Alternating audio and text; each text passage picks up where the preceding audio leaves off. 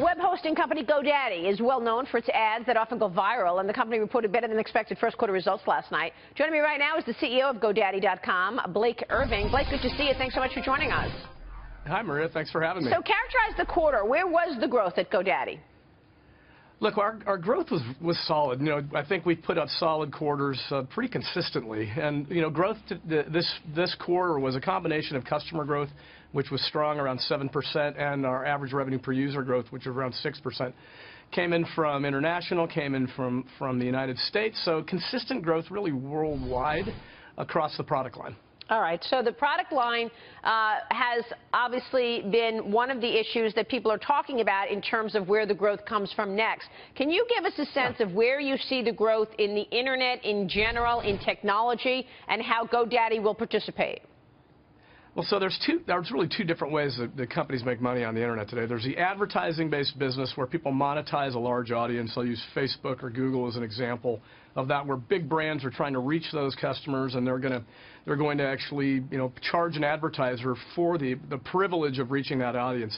Then there's a subscription business. And I'll characterize that the advertising business can be a little ebb and flow a little bit depending on how ad spending is going, and that's one of the first things that get cut in a tough economy. And then there's the subscription business, which is what GoDaddy exclusively relies on for our revenue growth.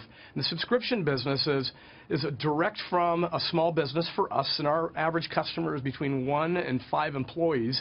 And that subscription business has a renewal component and then a new customer component. The renewal component is just about how many customers actually stay with us every year. And our renewal is above 85% per year on a very large customer base. So our cohorts continue to subscribe with us year after year after year, and then new customers as well. This year we had new customer growth. This quarter we had new customer growth. It was above what we expected, just slightly. And then we also had a really strong ARPU where we grew 6% on our entire customer base, which is around 15 million customers now globally. So you also are expanding. You recently announced the acquisition of rival Host Europe Group and security provider Sue Curry. What are the expansion goals in Europe? How do those two deals fit into where you're going here? Yeah, well, Maria, we've primarily been an organic grower, so everything that we've done, really, we've had a couple of tuck-ins that are technology tuck-ins that put us in an interesting space that we weren't in before. I'll use Freedom Voice as an example as a tuck-in, and we just introduced this week our new Smart Line product, which is a second phone line for a smartphone, whether Android or iOS. That's a tuck-in, you know, small company, under 100 employees, but great technology. Sakuri is exactly like that, except it's in the security area for website and web hosting security, where they will secure a website with really advanced technology with an incredible team of folks around the world. And that was, I'd say that's a tuck-in as well. And again, technology that we're not in today. HEG, the Host Europe Group, which was one of our largest competitors in Europe, has about 1.7 million customers. They have an amazing leadership team and about 1,100 employees in Europe. And so it really gave us, I'll call it a headquarters in the European market, both in the UK and in Germany, because we were growing nicely organically in Germany, but we had 7 employees. So we had done a lot with our brand. We had done a lot with, I think, innovative advertising. Our product and our platform is global, so when we do something anywhere, it goes around the world.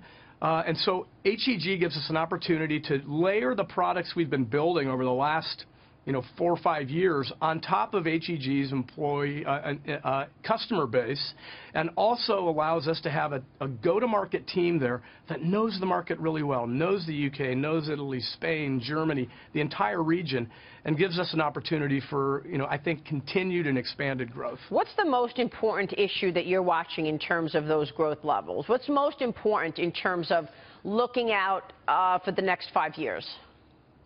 I think our customer, and it really kind of comes down to how you're serving your customer. Our customer, as I said earlier, are very small businesses, solopreneurs, 1 employee, up to 5 employees. Sometimes we get a little bit bigger, but our sweet spot is for those little tiny folks that are trying to figure out how to take their idea and turn it into something that can sustain their family or maybe prevent them from being out of work if they get laid off. So building a suite of products that allows these people to look big on the internet, to run a Right. back office like a professional back office. That's what we do. And everything that we do over the course of the next 5 years is going to be about doing that, not just in Europe, but globally for customers in the U.S. and in Asia and in Europe and in South America. So do you have any thoughts on the president's tax cut plan, where he wants to make the owned and operated businesses, the pass-through, really small companies, as you're talking about, your sweet spot? He wants them to have a 15% business tax rate. Look, anything that I think makes the environment more favorable for small startups and entrepreneurs who are trying to fight the good fight and work for themselves, anything that helps them, I think is great. Frankly, I look at some of the bigger company issues, and I think there's some pretty good things in some of the tax reform that the president's talking about there as well. All right, we'll leave it there. Blake, great to have you on the program this morning. Thanks so much. Thanks, Maria. Blake Irving. Thanks.